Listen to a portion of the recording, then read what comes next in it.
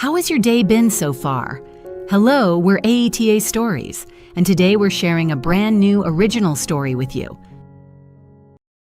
Daniel Whitaker walked home at an unhurried pace, his briefcase hanging from his hand, his jacket unbuttoned despite the cool Des Moines air. The street was familiar in the way that only routines could be. Rows of modest houses, porch lights flickering on one by one. The distant sound of traffic softening as evening settled in. It was the kind of neighborhood where nothing dramatic ever seemed to happen, where days blended gently into one another. Daniel had chosen it for that very reason. As he walked, his thoughts returned, as they always did at this hour, to his family, to Emily, to their twin sons, barely old enough to form sentences, but already loud, curious, and endlessly energetic. The boys would be waiting for him now, toddling across the living room, fighting over the same toy despite having dozens scattered around the house. Emily would be there too, probably in the kitchen, finishing dinner with the patience and quiet focus that still amazed him after all these years.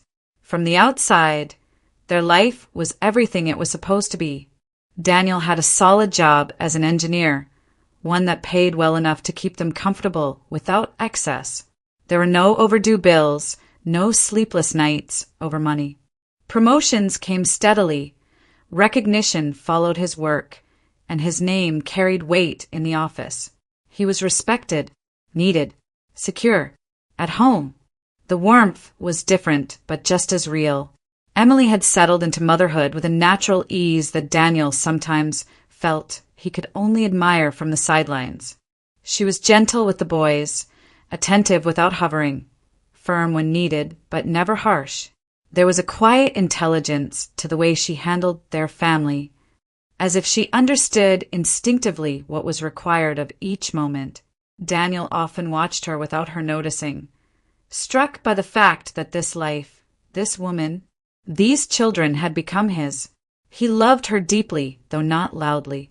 His affection was expressed in small gestures, taking over bedtime when she looked exhausted, fixing things around the house before she even had to ask, listening when she spoke about her day, even if the details seemed small. He was proud of what they had built together, not in a grand way, but in the steady sense of accomplishment that came from endurance rather than excitement. Once, not long after the twins were born, Emily had mentioned adoption. It hadn't been a plan, not even a serious proposal. Just a thought she had voiced one evening while folding laundry. Her tone calm and reflective. She spoke about children who needed homes, about how love didn't always follow bloodlines. Daniel remembered nodding, surprised not by the idea itself, but by how naturally it seemed to belong to her. It wasn't a goal she pushed, nor something she returned to often. It was simply a value she carried quietly, the same way she carried everything else. Daniel had thought about that conversation more than once since then, not because he disagreed, but because it lingered in his mind, unconnected to any immediate decision, like a seed planted without expectation. He turned onto the next block, hands deep in his pockets now, and noticed that familiar sensation tightening in his chest again. It had been there since midday, faint but persistent, a heaviness that didn't quite qualify as worry. Not fear, not sadness, something undefined, like the sense that a word was missing from a sentence he'd already read too many times. There was no reason for it. Work was going well, better than well. If he was honest, his supervisor had hinted at another promotion before the end of the year. At home, nothing was wrong. The boys were healthy. Emily was happy, or at least seemed to be. There were no arguments waiting for him behind the front door, no unresolved conflicts demanding attention. And yet, the feeling refused to leave. Daniel slowed slightly as he passed a row of small storefronts, their windows glowing under fluorescent lights. He told himself it was nothing, just fatigue perhaps, the accumulated weight of responsibility. Everyone felt this way sometimes, didn't they? Life wasn't supposed to be exhilarating all the time. Stability came with its own kind of quiet. Still, as he continued down the street, The sense of unease followed him like a shadow, stretching just far enough behind to remain unnoticed, but never far enough to disappear. He did not yet understand what it meant, only that it was there, settling itself gently into an otherwise complete life, waiting. Daniel slowed as he approached the corner, where a small flower stall stood beneath a faded awning. It was the kind of place he had passed dozens of times without noticing, a narrow counter crowded with buckets of water and uneven bouquets, their colors bright against the gray of the sidewalk. He might have walked past again if not for the sound of a child's voice, thin, strained, and unmistakably earnest. He stopped a few steps away, pretending to check his phone, and listened. The girl couldn't have been more than 8 or 9 years old. She was tall for her age, but painfully thin, her clothes clearly worn beyond their time. Her shorts were too small, the fabric faded and frayed at the edges. A cheap t-shirt hung loosely on her frame, marked by stains that had been washed again and again without ever fully disappearing. Her knees bore the faint scabs of old scrapes, the kind that came from falling often and healing without much attention. She stood on her toes to see over the counter, clutching a handful of coins and crumpled bills in her palm. "I saved what I could," she said quietly, pushing the money forward. "But it's not enough." "I know. Maybe there's something cheaper." The vendor, a heavy-set woman with bright makeup and a tight mouth, barely looked at the money.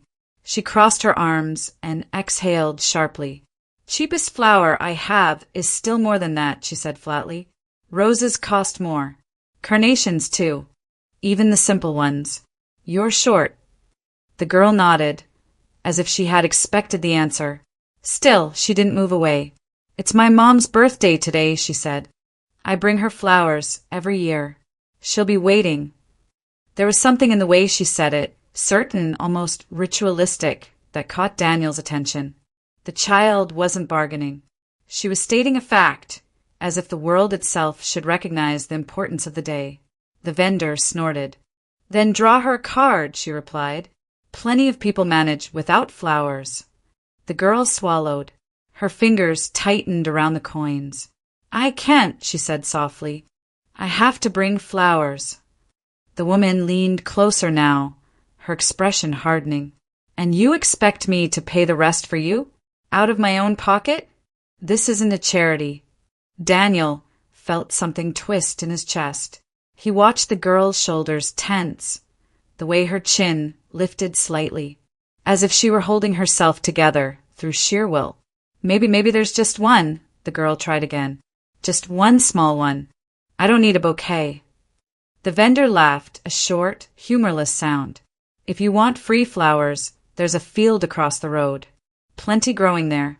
Pick those." The girl's eyes flickered, and for a moment Daniel thought she might cry.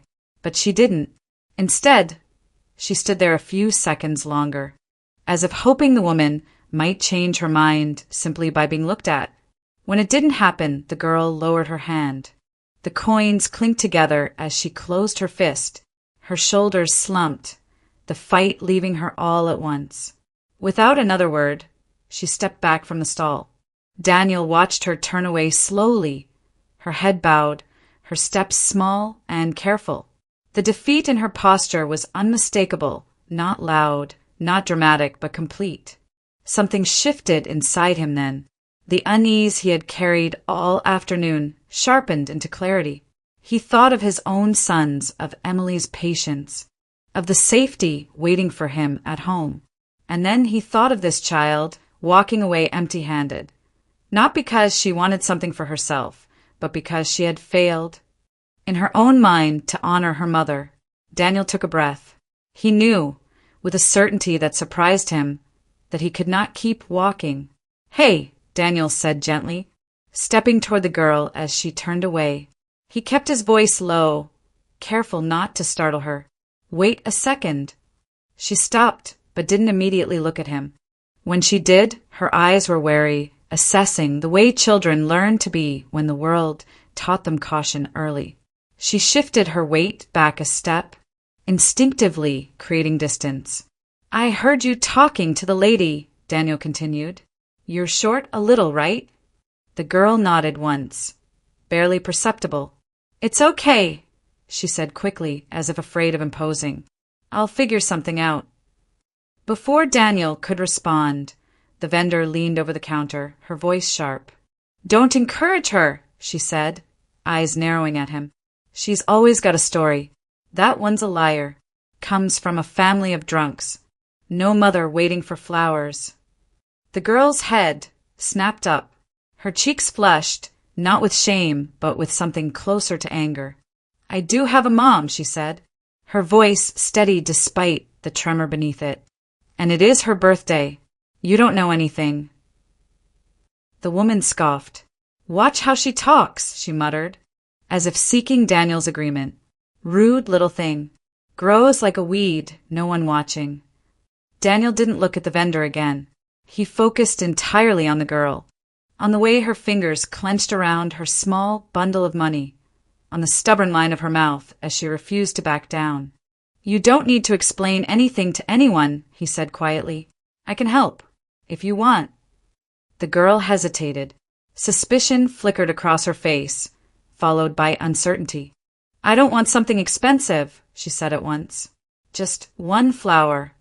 Daniel smiled, a small, reassuring expression. How about this, he said. You choose what you think your mom would like. Don't worry about the price. Her eyes widened. She shook her head. No, that's too much. I can't. It's okay. Daniel interrupted gently but firmly. I mean it. The vendor rolled her eyes and began rearranging buckets with exaggerated movements. Suit yourself, she muttered. Your money. The girl stood frozen for a moment, then slowly turned back toward the stall. She walked past the cheaper flowers, her gaze drifting upward to the fuller arrangements. The price tags made her flinch. She clasped her hands behind her back, rocking slightly on her heels. Daniel waited without rushing her. Finally, her eyes landed on a bouquet tucked slightly to the side. Pale blue flowers filled it, unusual, almost luminous, and nestled among them were small ballerina figurines, delicate and airy as if caught mid-motion. The arrangement looked less like something practical and more like something imagined. That one is very expensive, the girl said softly, almost to herself. Daniel followed her gaze and nodded. It's beautiful, he said, if that's the one you like. She glanced at him, searching his face for doubt or hesitation. Finding none, she nodded, barely able to contain the sudden brightness in her expression. Yes, she whispered. That one. Daniel paid without comment. The vendor wrapped the bouquet briskly, her earlier disdain replaced by a thin, professional smile. When the flowers were placed into the girl's arms, she gasped, hugging them close as if afraid they might vanish. Thank you, she said, breathless. Thank you so much. She said it again and again, each time more earnest than the last. Daniel knelt briefly to her level. Happy birthday to your mom, he said. And you stay kind, no matter what. The girl nodded, clutching the bouquet like something precious. Then she turned and hurried away, her steps lighter now, almost skipping. Daniel watched her go, warmth spreading through his chest. He felt lighter too, steadier, as if something had aligned itself quietly inside him.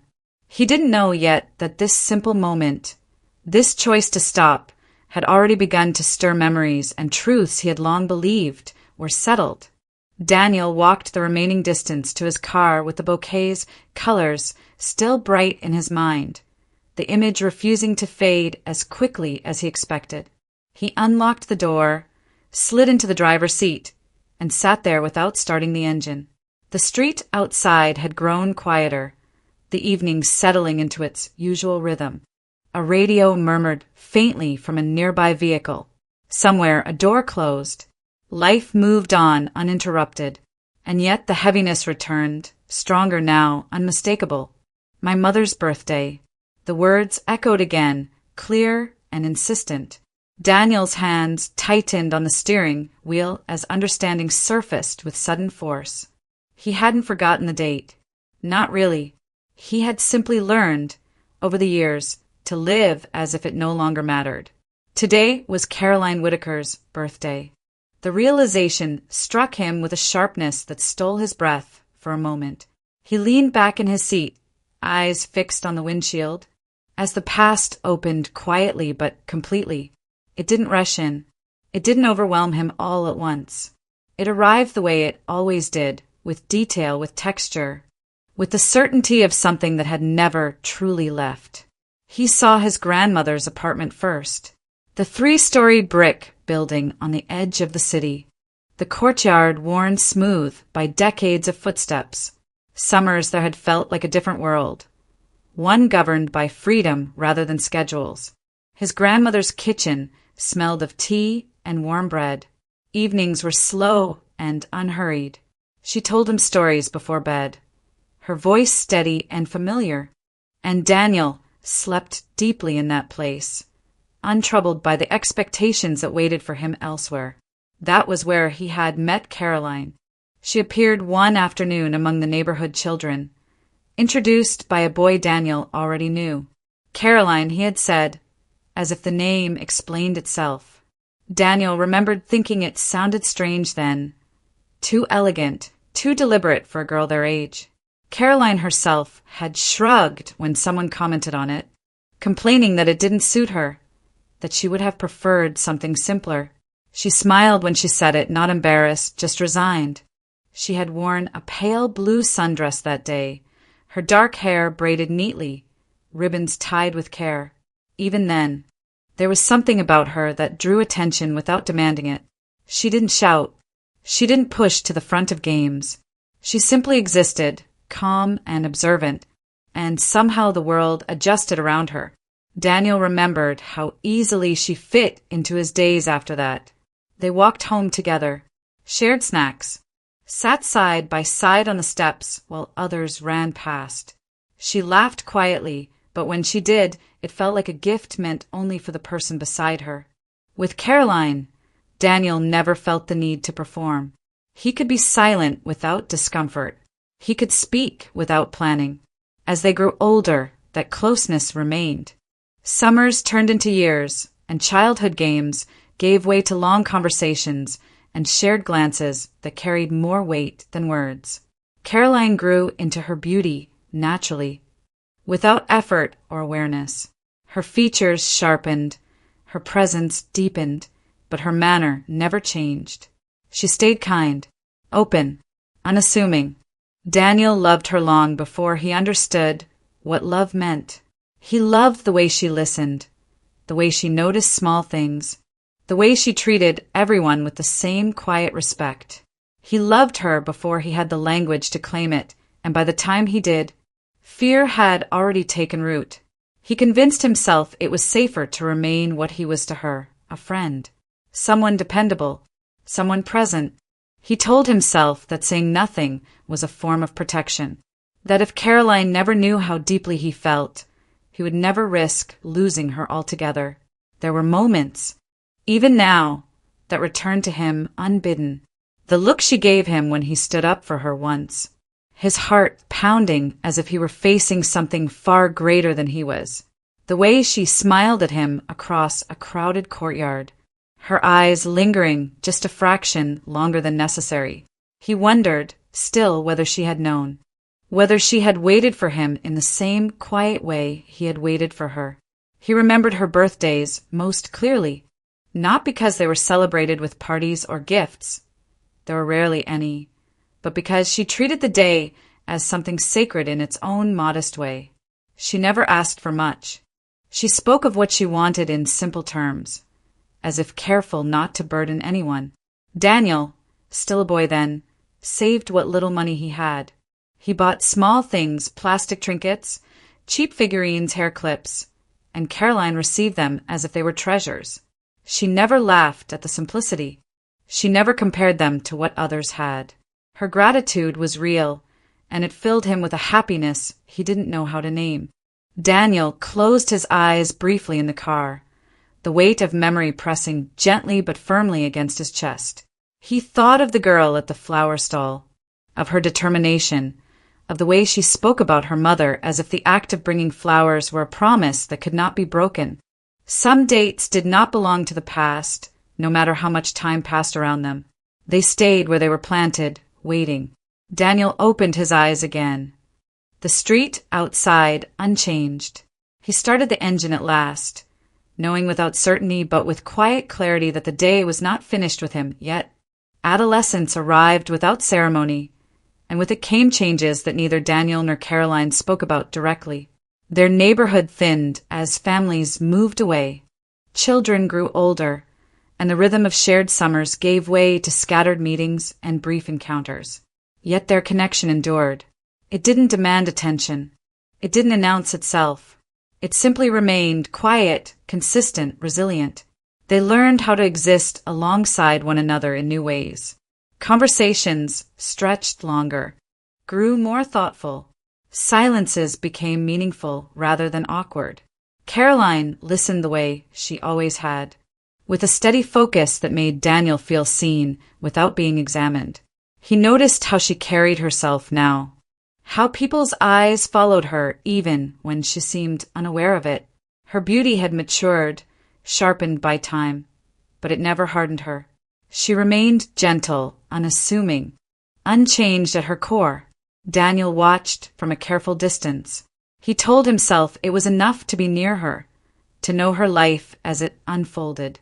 He pursued his studies, worked part-time, began to shape a future that felt practical and attainable. Caroline attended technical school, chosen not by her own ambition, but by what her mother considered sensible. She didn't complain. She rarely did. It was the death of Daniel's grandmother that fractured what little protection time had provided. The call came suddenly. There was no long illness, no slow preparation. One day she was there and the next she wasn't. The apartment that had once been full of warmth became quiet, emptied of its meaning. Daniel moved through the days afterward in a haze, attending the funeral, receiving condolences, doing what was expected without fully understanding how the world could continue as if nothing essential had been lost. After the mourners left and his parents drove away, Daniel remained in the apartment alone. He sat at the small kitchen table where his grandmother used to drink tea, the chair across from him empty. It was there, in the quiet of late afternoon, that the door opened. Caroline stepped inside without knocking. She stood in the doorway for a moment, as if uncertain whether she still belonged there.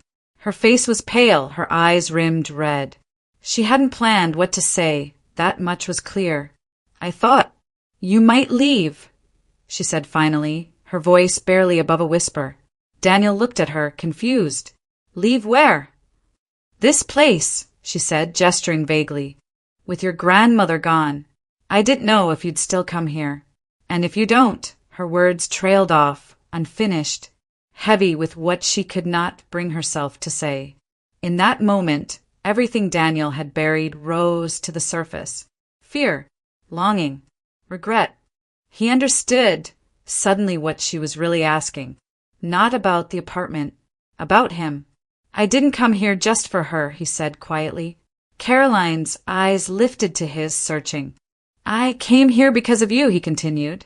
The words felt inevitable now, long overdue. "I don't know how to explain it properly. I never have. But I need to see you. I need you in my life.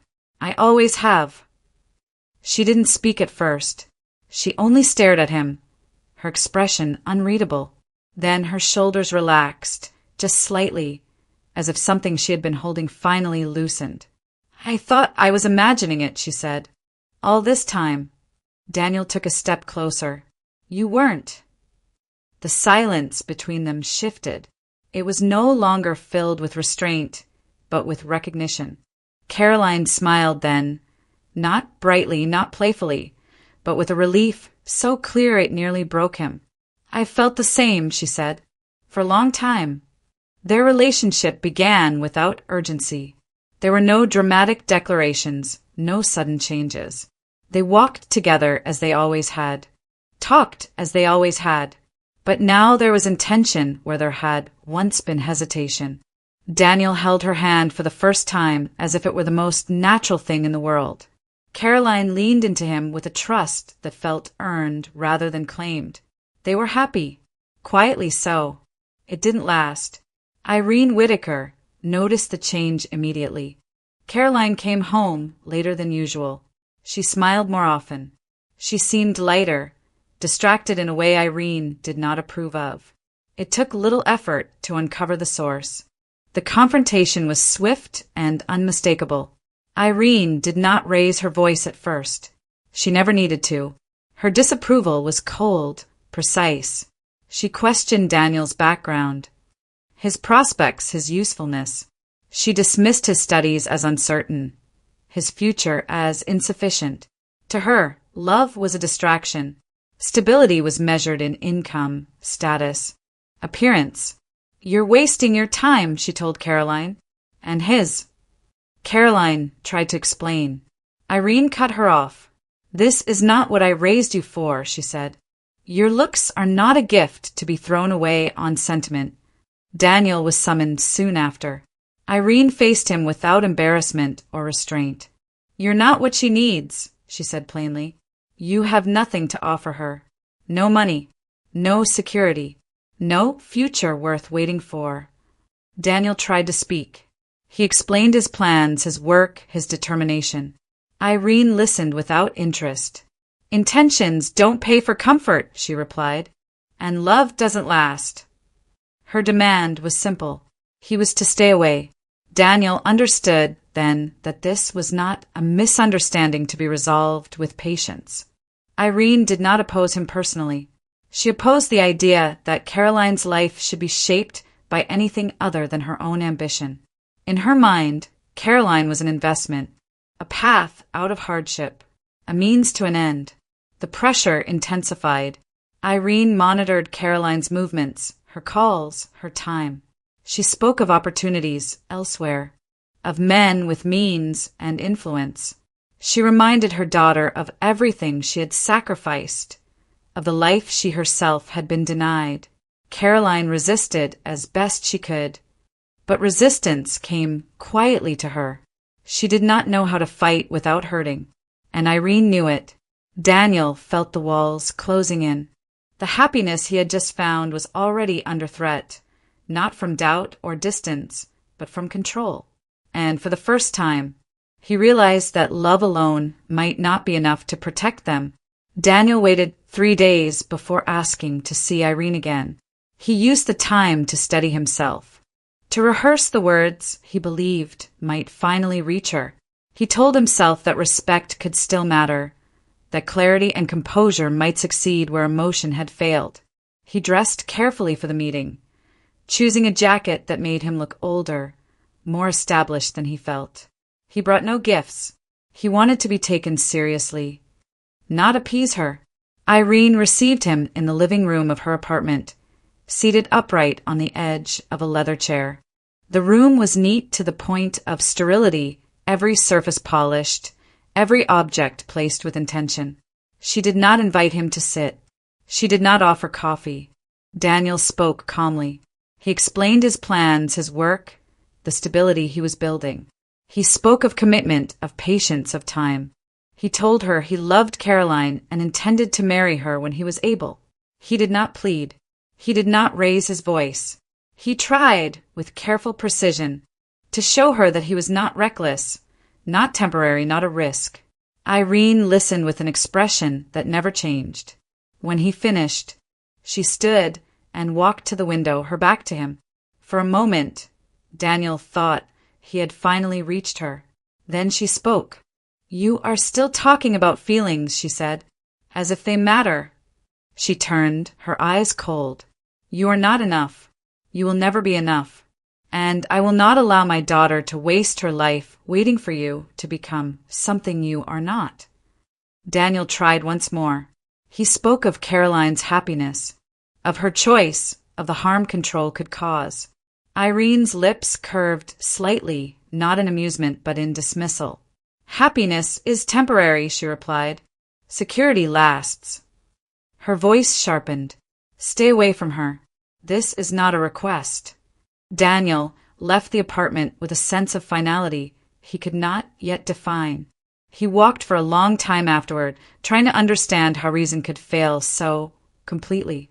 He did not see the men who followed him until it was too late. They approached him from behind as he cut through a dimly lit parking lot near the apartment complex. One grabbed his arm, twisting it sharply. Another struck him across the back of the head. Daniel stumbled, confusion erupting into pain. He tried to turn, to see their faces, but blows came from all sides, methodical and merciless. He heard one of them speak, low and deliberate. "This is your warning." The world narrowed to sound and impact. He felt the crunch of bone, the burn of skin breaking, the shock of his body hitting the ground. When it was over, they left him where he lay, breath shallow, vision fading. Daniel woke in a hospital bed, lights glaring above him. Pain radiated through his body in waves, sharp and unrelenting. A nurse spoke his name. A doctor explained the injuries: broken ribs, a fractured wrist, internal bruising, a concussion. He was alive. He would recover. Slowly.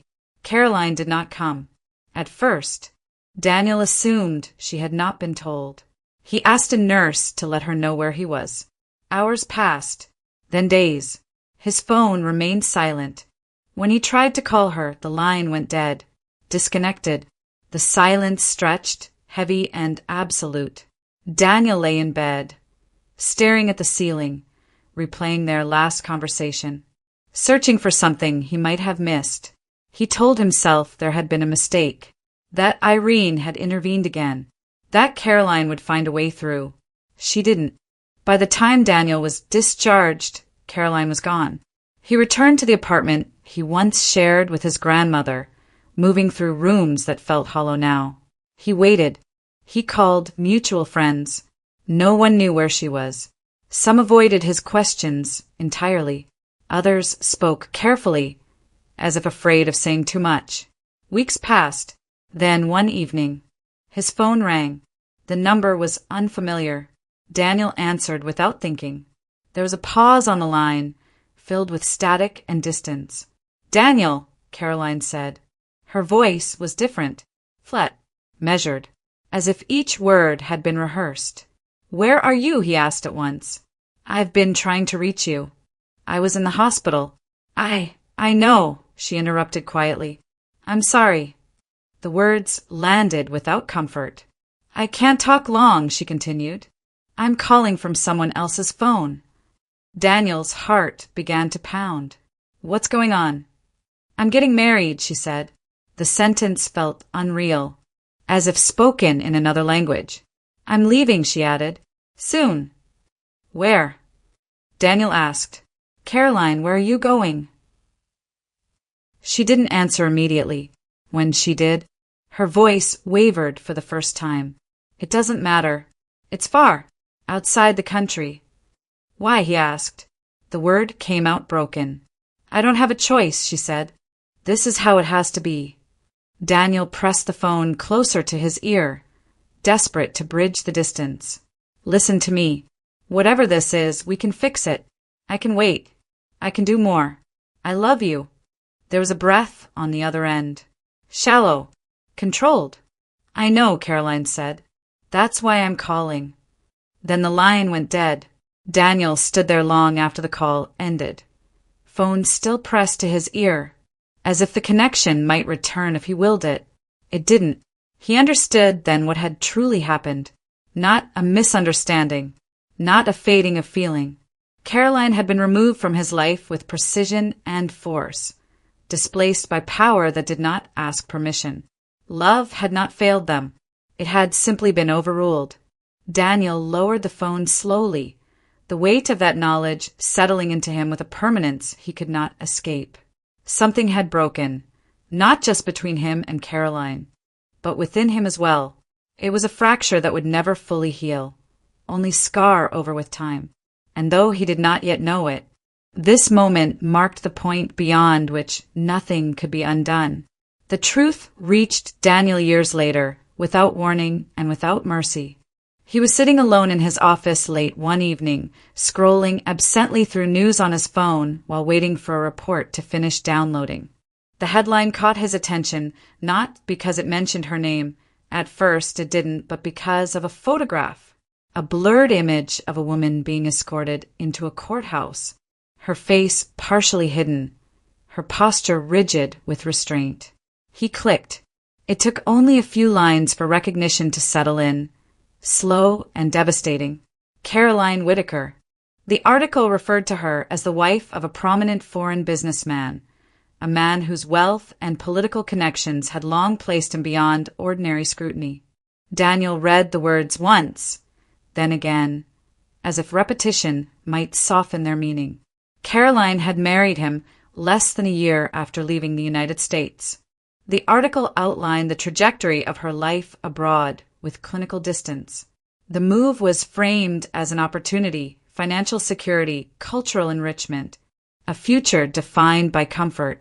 What it did not say outright, but implied through omission, was how little of that future had belonged to her. Daniel read on. From the beginning, Caroline's world had narrowed. Friends disappeared first, then acquaintances.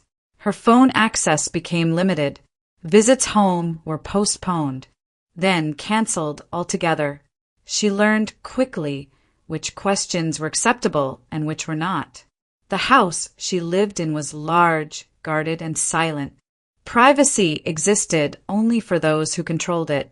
The article cited unnamed sources, later corroborated by legal documents and testimony. It spoke of patterns rather than moments. Verbal degradation that escalated into physical intimidation, isolation justified as protection, restrictions framed as concern. Caroline's husband monitored her movements, her communications, her expressions. Even her body became subject to expectation. When Caroline became pregnant, the scrutiny intensified. Her husband's interest sharpened, not with tenderness, but with demand. Doctors were chosen for her. Appointments were supervised. The pregnancy was treated less as a shared experience and more as a test she was required to pass. She gave birth to a daughter. The child was named Catherine. For a brief period, motherhood gave Caroline something she had not known she was missing, an anchor. The article described witnesses who spoke of her clinging to the child with a protectiveness that bordered on desperation. For a time she endured. She adjusted. She complied where necessary, resisted where she could.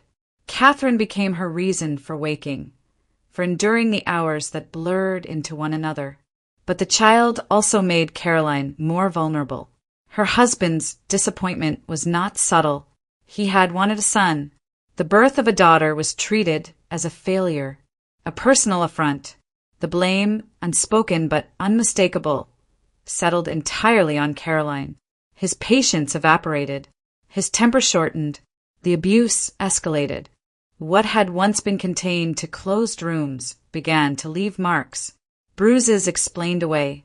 Falls accounted for. Doctors who asked questions were dismissed. Domestic staff were replaced frequently, discouraged from forming attachments or noticing patterns. Cultural barriers and legal loopholes worked in his favor. Caroline was a foreigner. Her husband was influential. Complaints disappeared into bureaucratic silence. Daniel read every word with a growing sense of suffocation. He imagined Caroline navigating this life with the same quiet dignity she had always carried, now twisted into endurance. He imagined her calculating every movement, every word, not for herself, but for her child. He imagined the isolation, not just physical, but emotional, the absence of anyone who knew her before, anyone who might see what was happening and call it what it was. The article reached its conclusion with brutal efficiency. One night, neighbors reported hearing a disturbance. Police arrived too late. Caroline was taken to the hospital unconscious, her injuries extensive and unmistakable. She never regained consciousness. She died 2 days later. The case that followed attracted attention, far beyond what her life ever had. Media outlets seized on the contrast: wealth and violence, power and impunity. Human rights organizations became involved. Pressure mounted. Evidence surfaced that could no longer be ignored. The husband was arrested, tried, and eventually sentenced to a lengthy prison term. Justice, the article suggested, had been served. Daniel closed his phone and sat motionless for a long time. Caroline's death had become a public tragedy, framed by headlines and legal outcomes. Commentators debated the case. Advocates cited it as proof of systemic failures and eventual accountability. Her name was spoken widely, but always in fragments, reduced to a symbol rather than a person. What no article captured was the full weight of her life. The girl who once complained about her own name. The woman who loved quietly and endured fiercely. The mother who had fought invisibly to protect her child in a world that gave her no allies. Daniel thought of the last call, of the flatness in Caroline's voice, of the way she had said she had no choice.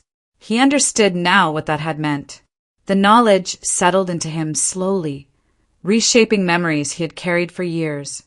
Guilt surfaced, not because he believed he could have saved her, but because he had survived, because he had been allowed to build a life while hers had been dismantled piece by piece. He did not cry, not then.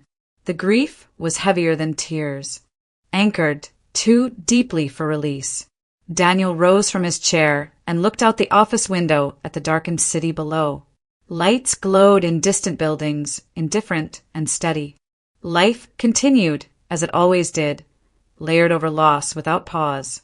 Somewhere in that distant country, Caroline had lived and died unseen by the world that once knew her as a girl with quiet grace. Her suffering had remained private until it could no longer be hidden, and even then it was simplified into something consumable. Daniel understood one final truth as he stood there alone.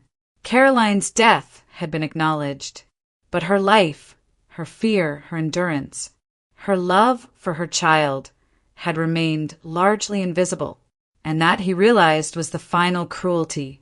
The article did not leave Daniel's mind when he closed his laptop. It followed him home, sat with him through the night, and greeted him again in the morning.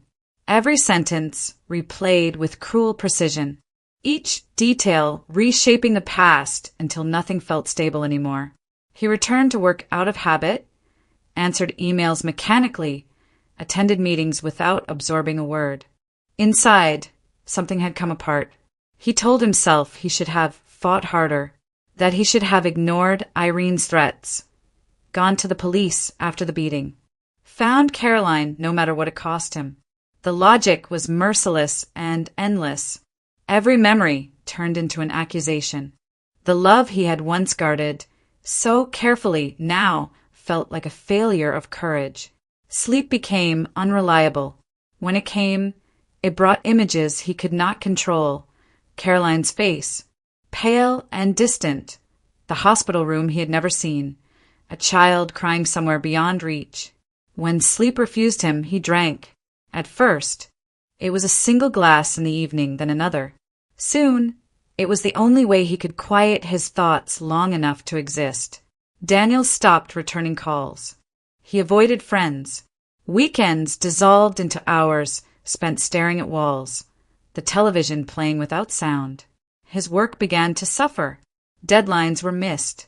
A supervisor pulled him aside, concern edging into warning. Daniel nodded, promised improvement, and meant it in theory, even as he felt himself slipping further away.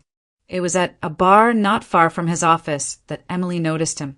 She saw him the way people who listened for a living learn to see, without judgment, without curiosity disguised as kindness. Daniel came in at irregular hours, ordered the same drink, and sat alone. He didn't complain. He didn't perform grief. He simply existed in a quiet, exhausted way that made itself known. Emily didn't ask questions. She didn't tell him stories to distract him. She refilled his glass when he asked and left him alone when he didn't. Sometimes She offered a brief comment about the weather or the music, nothing that demanded a response. Sometimes she simply nodded when he paid. One night, after he had been sitting there for hours, she placed a glass of water in front of him without a word. Daniel looked at it, then at her. She met his gaze calmly. "Take a break," she said. Not unkindly. He did. That small interruption mattered more than he understood at the time. Over weeks, the routine shifted. Daniel began ordering less. He started talking, not about the past, but about ordinary things. Work frustrations, the noise in his apartment, the way time felt uneven. Emily listened without steering the conversation anywhere it wasn't ready to go. When he went quiet, she let the silence stand. She did not try to rescue him. She did not tell him who he should be. She allowed him to move at his own pace, even when that pace was painfully slow. Gradually, Daniel began to return to himself. He cut back on drinking. He slept more regularly. He repaired what he could at work, focused on tasks small enough to manage. Emily remained present, steady in a way that felt unfamiliar but safe. Their relationship did not begin with romance. It began with trust. They started seeing each other outside the bar, coffee after her shifts, walks that went nowhere in particular. Daniel told her about Caroline eventually, haltingly without drama. Emily listened, her expression unchanged, absorbing the story without trying to resolve it. "I'm sorry," she said when he finished. Nothing more, nothing less. They married quietly.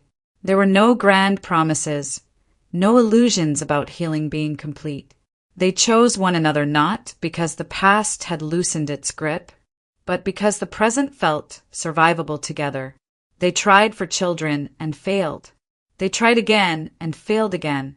The disappointment was heavy, familiar in its own way. When IVF was suggested, Daniel hesitated, unsure if he was allowed to hope for anything more. Emily held his hand and told him they would decide together. The twins were born on a cold morning, small and perfect and loud. Daniel held them with awe, fear, and a gratitude that bordered on disbelief. Life reshaped itself around feedings, sleepless nights, laughter that arrived unexpectedly. Caroline did not disappear from his thoughts. She never would. But she no longer occupied every waking moment. Her memory became part of the structure of his life rather than the thing that threatened to collapse it. Daniel had built something new, not because he had forgotten, but because he had learned how to live alongside what could not be undone. Daniel returned to the flower stall just before closing. The street had quieted, the late afternoon light slanting low between buildings. This time he did not linger. He asked for daisies, simple, white, unadorned, the kind Caroline had always liked. He paid, thanked the vendor, and walked away without another word. The cemetery lay on the outskirts of the city, familiar enough that Daniel no longer needed directions. He parked, stepped out of the car, and stood for a moment with the bouquet in his hands, steadying himself. He visited rarely, not because he had forgotten, but because remembering here required a different kind of strength. Caroline's grave was modest, well kept but quiet. No photograph, just her name, dates, and the space between them that held everything that had been lost. Daniel stopped. Another bouquet rested there already. Pale blue flowers, delicate ballerina figurines woven between the stems. The same bouquet. His breath caught sharply. For a moment, he thought he must be mistaken, that his grief had begun to rearrange reality. He stepped closer. No, there was no doubt. The arrangement was identical down to the smallest detail. The girl's face rose in his mind with sudden clarity. The careful way she had held the flowers, the seriousness in her eyes when she spoke about her mother, the way she had said, "I bring her flowers every year." Daniel lowered himself onto the bench beside the grave, the daisies slipping slightly in his grasp. The realization did not come as a single thought, but as a collapse of distance, years folding inward, memory and present colliding. Catherine, Caroline's daughter, He stayed there for a long time, unable to speak, unable to move, the truth settling into him with a weight that felt both crushing and clarifying. When he finally placed his bouquet beside the other, his hands trembled.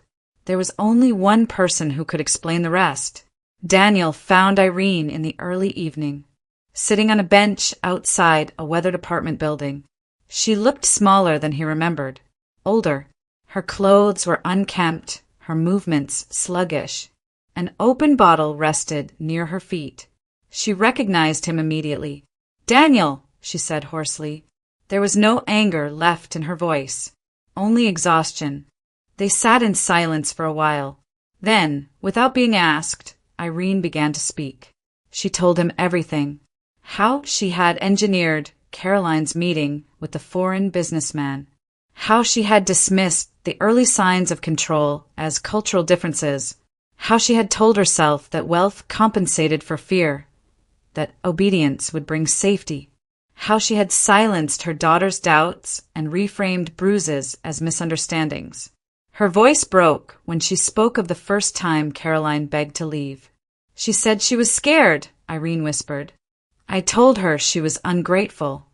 She admitted that when Catherine was sent back after Caroline's death, she had barely been sober enough to understand what was happening.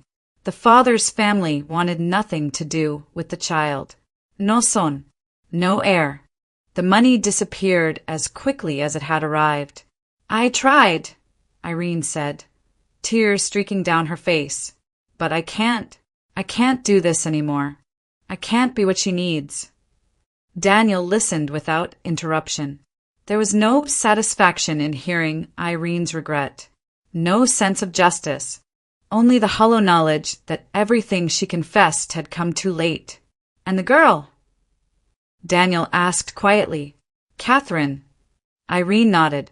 She goes to the flower stall, saves what she can, says it's important. She laughed weakly, then sobbed. Just like her mother. Daniel closed his eyes. In that moment, the choice clarified itself with startling certainty, not as an impulse, not as a gesture of redemption, but as responsibility, plain and unavoidable. Catherine was not a symbol. She was a child, a living continuation of the woman he had loved. And she was alone. Daniel stood. She won't be any more, he said. Irene looked up at him, confused. Then understanding flickered, followed by something like relief. You'd really, she began, unable to finish. Daniel nodded once. Yes.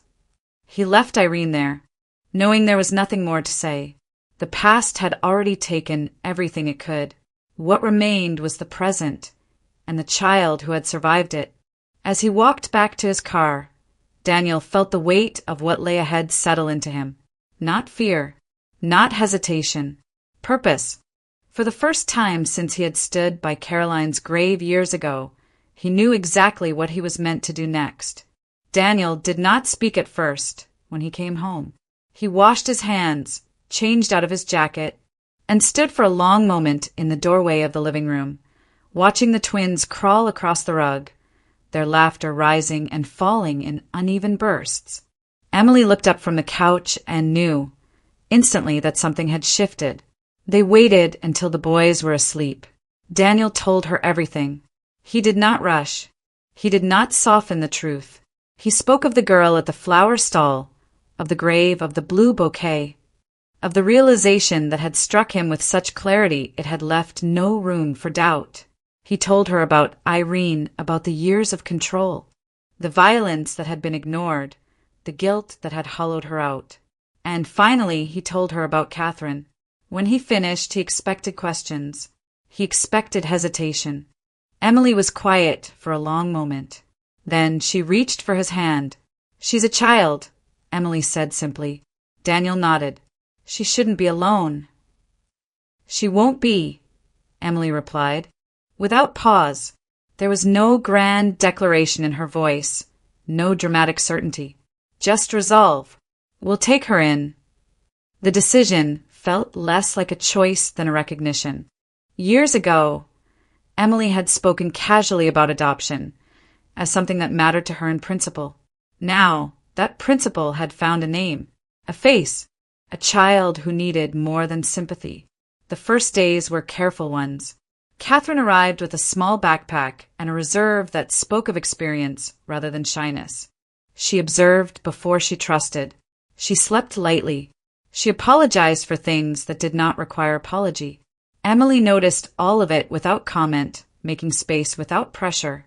The twins accepted her immediately, as children often did.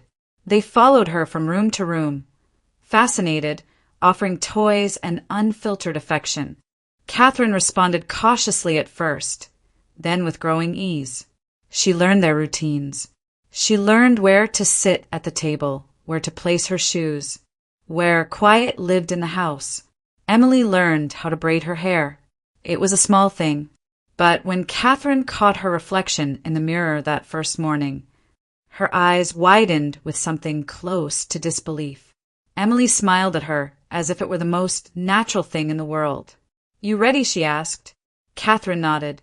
Irene entered treatment shortly after. She signed the guardianship papers without argument. There were tears, apologies, moments of clarity and collapse. Daniel visited once, then again, keeping the boundaries firm and humane. He understood now that love without responsibility was not love at all. It was appetite, control, fear.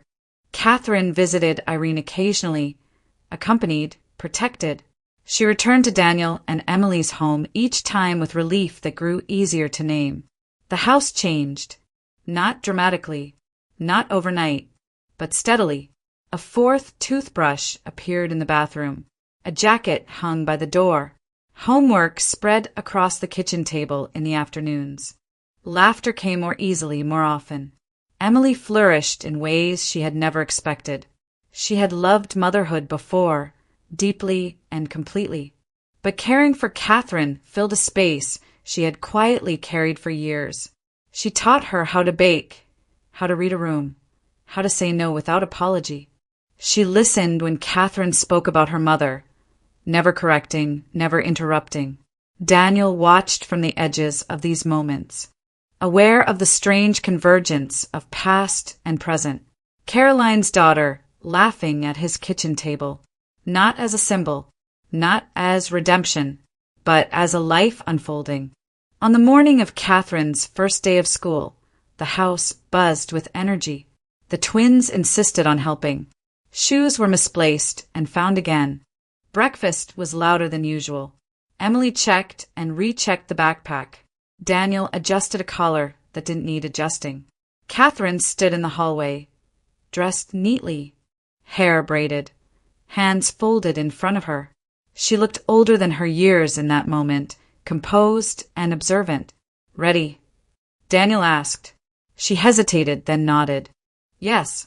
They walked together, not ceremonially, just together.